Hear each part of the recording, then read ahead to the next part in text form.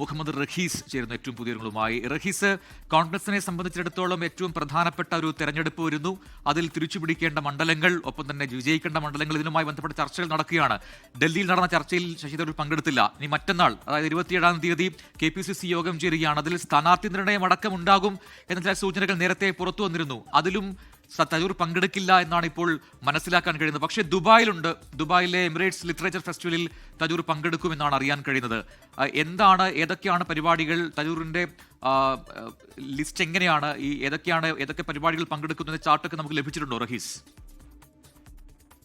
പ്രജിൻ, ഇന്ന് രാവിലെയോടുകൂടിയാണ് ശശി തരൂർ ദുബായിൽ എത്തിയത് എന്നാണ് നമുക്കിപ്പോൾ ലഭിക്കുന്ന വിവരം. അതിനുശേഷം ഇന്ന് വൈകിട്ടാണ് അദ്ദേഹത്തിന്റെ ആദ്യ പരിപാടി ഉള്ളത്. അത് എമിറേറ്റ്സ് ലിറ്ററേച്ചർ ഫെസ്റ്റിവലിൽ അദ്ദേഹത്തിന്റെ പരിപാടിയുണ്ട്. അത് വൈകിട്ട് 4 മണിക്കാണ്.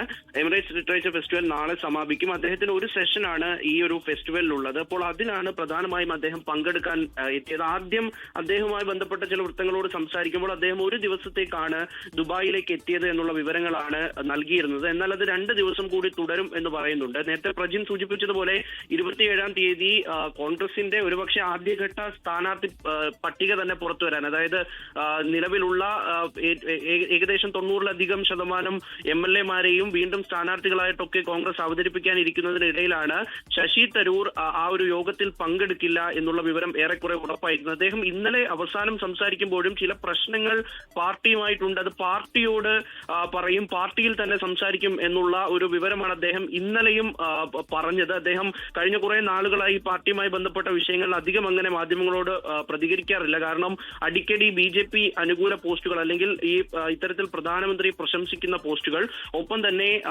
ഈ നേരത്തെ അദ്ദേഹം ഇത്തരത്തിൽ കേരള സർക്കാരിനെ പ്രശംസിച്ചുകൊണ്ട്, പ്രത്യേകിച്ച് വ്യവസായ വകുപ്പിനൊക്കെയും പ്രശംസിച്ചുകൊണ്ടുള്ള പോസ്റ്റുകളൊക്കെ ഇട്ടിരുന്നു. അപ്പോൾ ആ 2 വഴികളും തുറന്നു കിടക്കുന്നു എന്ന് സൂചിപ്പിക്കുന്ന തരത്തിലേക്കുള്ള ഒരു കുറെ പോസ്റ്റുകളും അദ്ദേഹത്തിന്റെ പ്രവർത്തികളും ഒക്കെ അങ്ങനെ തന്നെയായിരുന്നു. പക്ഷേ വയനാട് ക്യാമ്പിന് ശേഷം കൂടുതലായി അദ്ദേഹം കോൺഗ്രസിനോട് ചേർന്ന് നിൽക്കും എന്നുള്ള ധ്വനി ഉയർന്നതിന് പിന്നാലെയാണ് ഇത്തരത്തിലുള്ള ചർച്ചകളുടെ ചില അഭ്യൂഹ വിവരങ്ങളൊക്കെയും പുറത്തു. വളരെ കൃത്യമാണ്. കാരണം വയനാടിന് ശേഷം പിന്നെ വീണ്ടും അകന്നു പോകുന്ന തരൂരിനെയാണ് കാണുന്നതിൽ ഏറ്റവും പ്രധാനപ്പെട്ട ഇന്നലത്തെ പ്രതികരണം പോലും മാധ്യമങ്ങളിൽ വന്ന ചില കാര്യങ്ങളിൽ സത്യമുണ്ട്, ചിലത് സത്യമല്ല എന്നൊക്കെ അദ്ദേഹം പറയുമ്പോൾ അത് പറയാതെ പറയുന്നത് ചില കാര്യങ്ങൾ തന്നെയാണ്. ഇതിപ്പോൾ ഏറ്റവും നിർണായകമായ മറ്റന്നാളത്തെ യോഗത്തിലും തരൂർ പങ്കെടുക്കുന്നില്ല എന്ന് പറയുമ്പോൾ എന്താണ് തരൂർ ഉദ്ദേശിക്കുന്നത്? അതോടൊപ്പം തന്നെ ചേർത്ത് വായിക്കേണ്ടതാണ് LDFന്റെ നീക്കങ്ങൾ എന്നതും ശ്രദ്ധേയമാണ്.